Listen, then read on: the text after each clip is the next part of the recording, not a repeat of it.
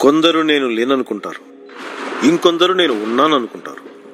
నువ్వు ఎవరని నన్ను ప్రశ్నించావు. రా.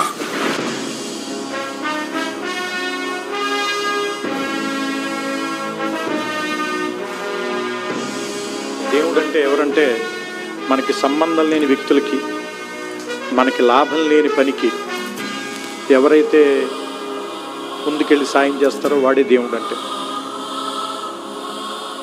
అయినా నేను ఎక్కడ లేను. సమస్త విశ్వంలో ప్రతి అణువులోనూ ఉన్నాను కదా. భూమి భరించాలి. భూమి మీద బాధ్యత లేనివాడు ఈ భూమి మీద బతికుండకూడదు. అదే ధర్మం. సీతారామరాజు అని టాక్సీ డ్రైవరు. భద్రం, వాడి కళ్ళల్లో కళ్ళు కలపకు. మనోరి పేడ రాజు, కోతు రాజు.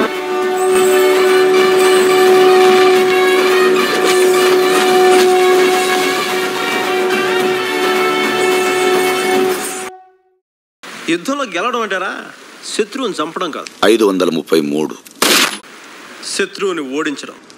534 ప్రాణం సామి.